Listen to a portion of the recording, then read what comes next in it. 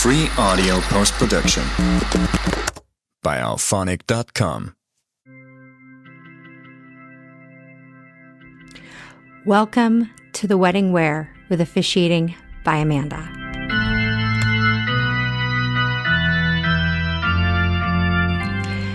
Today's episode is 2024 highlights.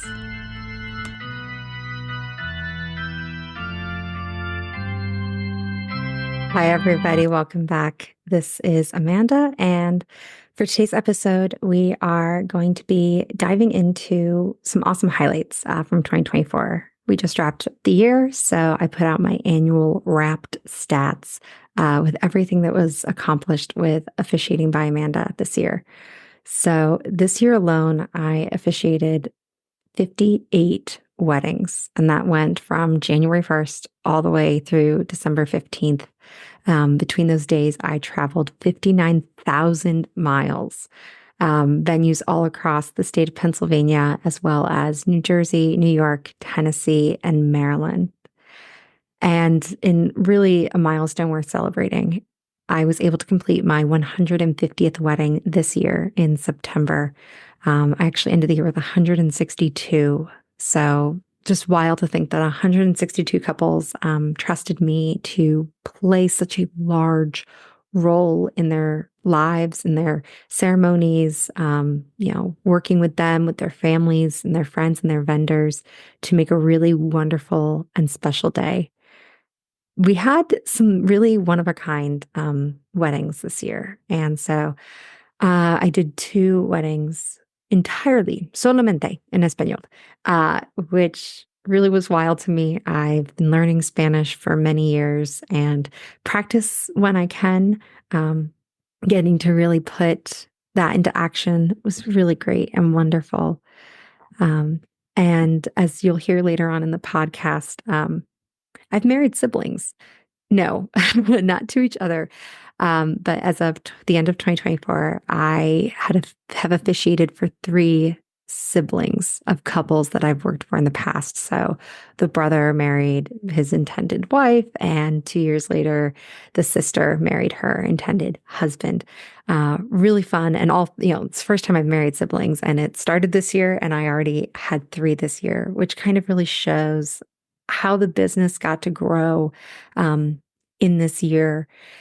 And it's always so special when families invite me back to be a part of their celebration, or I get to reconnect and join in. And sometimes there's, new kids born that I've, know that their parents got married with me, and now they're the little flower girls and ring bearers for their aunts and uncles' ceremonies, which is really, really cool.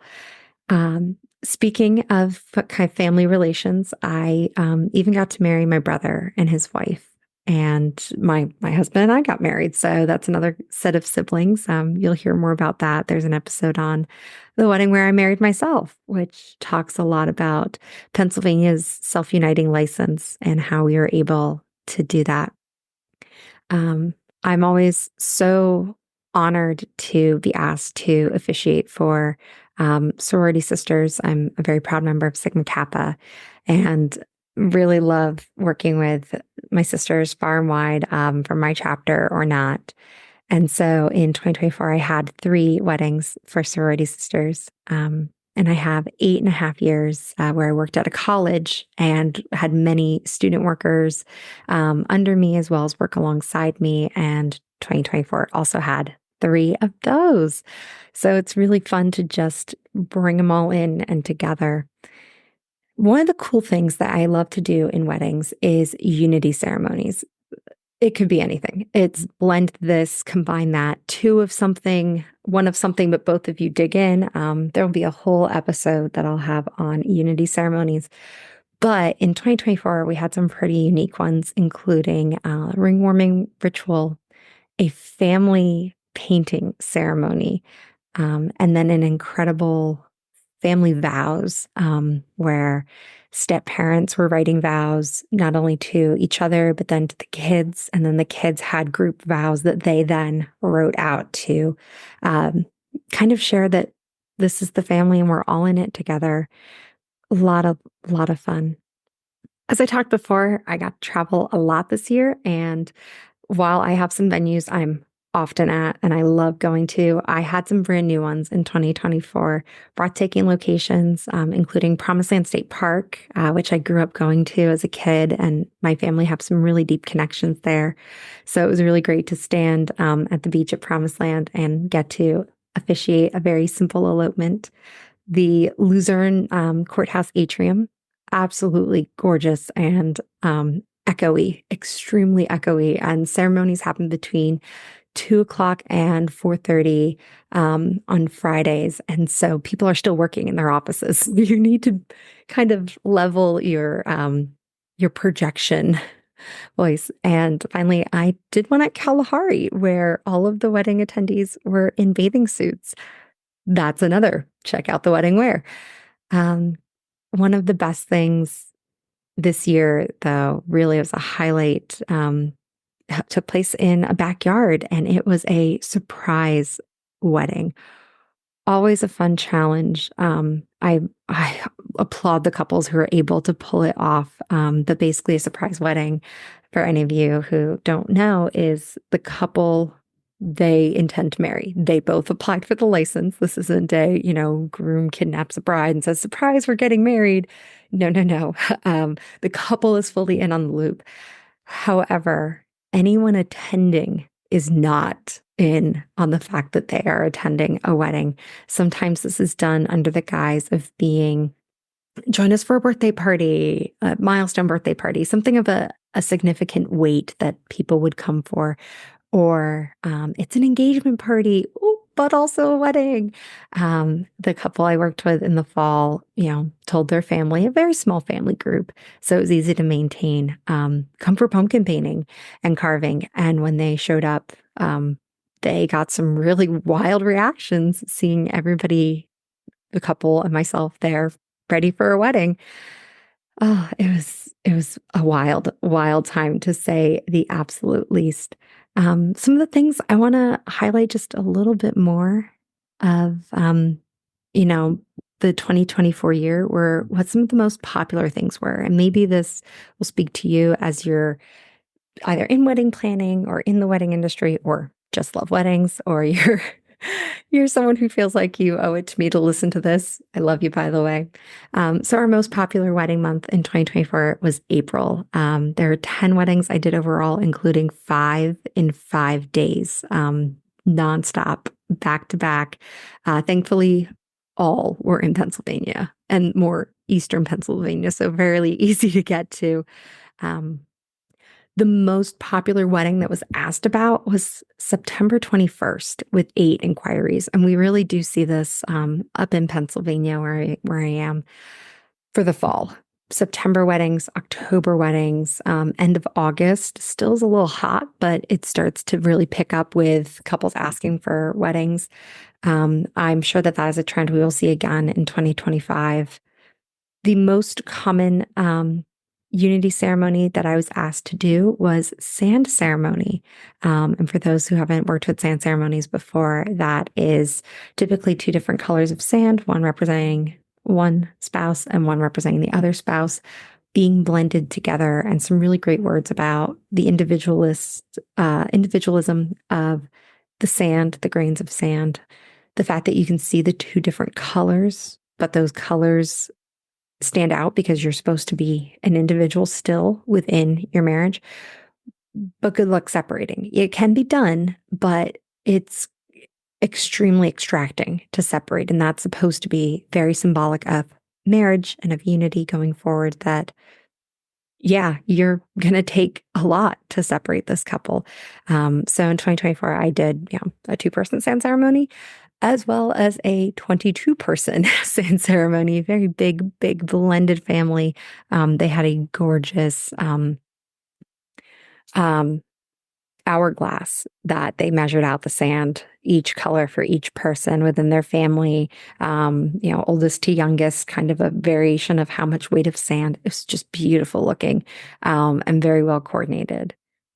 Most common county for a marriage license was Luzerne. I love it. And for the ceremonies I was able to do in the atrium, it was really easy. The license could be returned right then and there. I'll talk a lot more on that a little later this year with an episode entitled The Wedding Where You Brought Your Own Bartender to the Bar, because that's why I kind of think of it as if you are at a courthouse to get married, you typically go with a judge or a justice of the peace for your wedding. But to bring a minister, it was really unique how Luzerne has it set up, but I loved it. I'm here for it. I have base scripts that I use just as a jumping off point, skeleton, if you will, with some bullet points of kind of what should be mentioned based off of what the couple likes. And the most common base script this year was the family focused one. The most requested fandom, Lord of the Rings. Last year in 23, it was Disney. So very excited to have a little switch up. The most common venues were Catalpa Grove, SCI Frackville, which I'll talk a little bit more about. Go ahead and Google SCI. That'll give you some hints into what I'll be talking about. And venue types, barns are always ever still common. There were a fair amount of fire hall weddings this year, and backyards. Backyards are not just maybe 5 to 10 people. I did one this past year that was just a little under 100, and I was really excited to see it pulled off at that caliber. Wedding colors, we had dusty pink and coral. Lots of it, kind of depending on the season and where they were also placing it. Once we obviously hit later fall, you get a lot more of the true orange and the scenic colors of fall. And lastly, our most popular inclusion that was asked for in consultation scripts was vow writing assistance. So I offer that to couples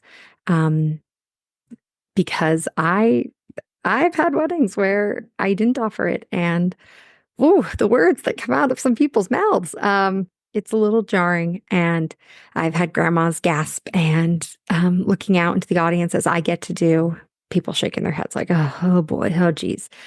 So I decided that if a couple wants to write their own vows, that is absolutely perfect. But I would throw in an offering to assist them, do some read-throughs, some light edits, get on with them and let them practice what they were saying so that we can maybe refine it a little bit more.